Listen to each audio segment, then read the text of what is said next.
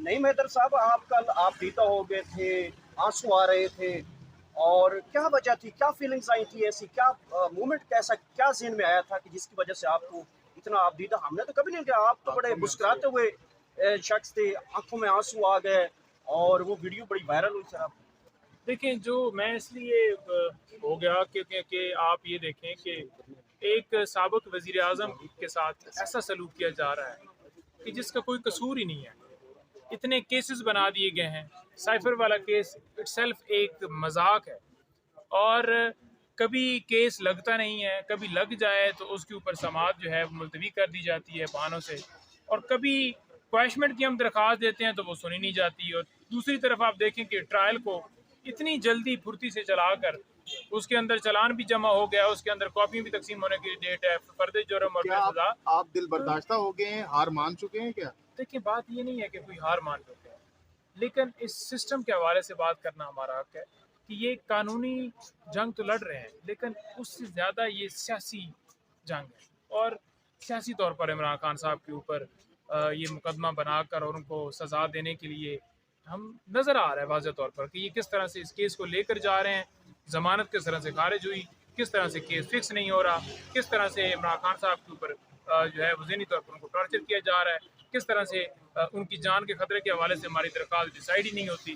तो ये सारी चीज़ें जोड़ रही हैं कि केसेस लगाते हैं, लगते नहीं है, केस दायर दरख्वास्त हो जाती है, उसके ऊपर ऑब्जेक्शन होता है, ऑब्जेक्शन दूर होता है तो फैसला महफूज हो जाता है। समाअत कब होगी, कब जो है वो दोबारा एडजमेंट दे दी जाती है। तो ये प्रोसेस जो है ये आपके सामने नज़र आ रहा है कि एक तरफ सिस्टम जो है वो वेलकम कर रहा है कि वो बाहर से जो है बेगौड़े वो आएँ और उनको वेलकम किया जाए और उनको जो जमानतें हैं वो प्रोटेक्टिव पहले से ही दे दी जाए। हालांकि मुलजम में और मुजरम में फ़र्क है। मुलजम जो है वो जाता है अदालत तक एक्सेस हासिल करने के लिए, और जो मुजरम है वो इस वक्त सज़ा याफ्ता है, वो जेल का कैदी है और उसके अंदर से वो निकल के गया और उसने सीधा जेल में आना है। नहीं मैदर पंजोता साहब, आप पहले दिन से खान साहब के केसेस देख रहे हैं, तो तमाम तर कानूनी पेचीदगियों को देखते हुए आपको क्या लगता है खान साहब कब तक बाहर आ सकते हैं? महीना, 2 महीने, 3 महीने या फिर साल भी लग सकता है? कितना टाइम फ्रेम, या फिर आपको पर्सनली लीगली क्या लगता है एज ए कानूनदान? सर, मैं तो ये कह रहा हूँ कि लीगली तौर पर तो 1 मिनट के लिए अंदर नहीं बैठ सकता, नहीं, और उन्होंने बाहर कब तक आ सकते हैं? पॉलिटिकल बिठाया हुआ है। और ये जो रियासत की तरफ से बर्बरियत है और ये जो बोगस केसेस हैं और ये बोगस कार्रवाई, और अदालत जो है, अदालतों के ऊपर ये प्रेशर सबसे ज़्यादा इस वक्त आ रहा है क्योंकि वो तो हमारे खिलाफ हैं। और अगर अदालतें स्टैंड नहीं लेंगी कि एक इंसान को जो है वो इंसाफ नहीं देंगी, तो फिर कैसे मुमकिन होगा कि वो बाहर आए। और बेल्स की हद तक मैं बता दूं तो खान साहब की बेल्स जो है 9 तो बहाल हो गई, बाकी भी तकरीबन 9 बाकी हैं जो बहाल हो जाएंगे क्योंकि उन्हीं ऑर्डर की रोशनी में। दूसरी तरफ कोई ऐसा मुकदमा नहीं रह जाएगा जिसमें खान साहब को जो है वो जो है गिरफ्तार किया जा सके, क्योंकि उनकी बेल्स तो सारी कंफर्म हो अच्छा, जाएगी। इतलात ये भी आ रही है कि अब पीटीआई जो है मुल्क भर में कुरान खानी करेगी खान साहब के लिए, अडियाला जेल के बाहर भी, जमान पार्क के बाहर भी कारकुनान जमा होंगे। इस हवाले से क्या कंफर्म करेंगे, क्या ऐसी ये खबर दुरुस्त है? नहीं, इस हवाले से मुझे कोई अपडेट नहीं। अच्छा सर, ये बताइएगा कि कल दौरान समाअत इमरान खान एक लफ्ज़ भी नहीं बोले, जबकि ये शाह महमूद कुरैशी साहब ने ये कहा कि मुझे जो है ना घर वालों से मिलने नहीं दिया जा रहा। देखिए, खान साहब तो कभी भी ये नहीं कहते, कभी भी क्लेम नहीं करते कि ये करो वो करो। वो तो हमेशा लोगों की बात करते हैं, बाहर क्या हो रहा है, कैसे महंगाई है मुल्क के अंदर। हमेशा उनको देखना, आप उनकी उठा लें सारी स्ट्रगल, उसके अंदर किसी एक दिन उन्होंने तकरीर की और उन्होंने कहा हो जी कि अपने ज़ात के हवाले से उन्होंने कहा हो कि मेरे हवाले से आप ये करें। उन्हें तो फ़र्क ही नहीं पड़ता, मलंग आदमी है।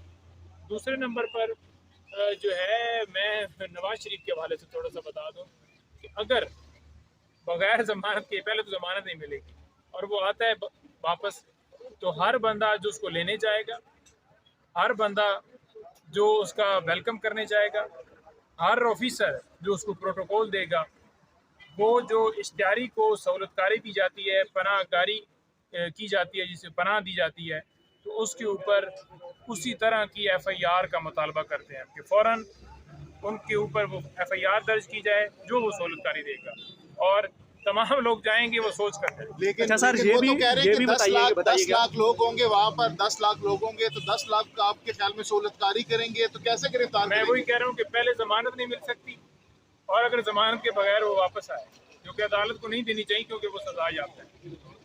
और वो वैसे वापस आए और लोगों ने आगे से वेलकम किया, उनको प्रोटेक्शन दी कि जनाब, क्योंकि उन्होंने तो अरेस्ट होना है या किसी ने अरेस्ट नहीं किया, तो हर बंदा सहूलतकार है। अच्छा सर, ये भी बताइएगा कि जहाँ पर के जब यानी कि दौरान समात इमरान खान साहब को लाया गया, एक जेल वाला रास्ता था, एक जो है ना बाहर से जाने वाला रास्ता था, तो सेंटर में जो है ना एक जाली थी, और वहीं पे जो है ना बैठ के सारी समात हुई। इस सारी चीज़ को आप किस तरीके से देखते हैं? मैं इसको इस तरीके से देखता हूँ कि मैंने अपनी ज़िंदगी में ऐसा नहीं देखा।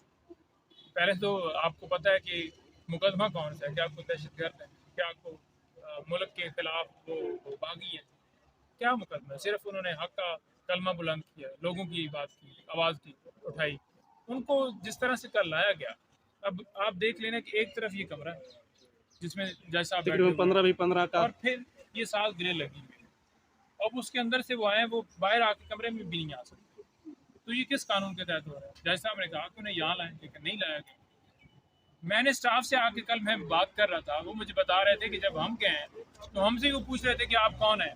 एक हमारे कुलीग से पूछ रहे थे कि किधर है आपकी वर्दी सुप्रिटेंडेंट साहब। तो वो तो जलाद बने हुए हैं, उनके ऊपर तो कोई कानून नाफिज होते ही नहीं है। वो तो हर बंदे को यूं ही मुजरिम की तरह ट्रीट कर रहे हैं कि ये जो आ गया और ये यहाँ पर जो है वो मुलजम आ गया और इसके साथ इस तरह का रवैया।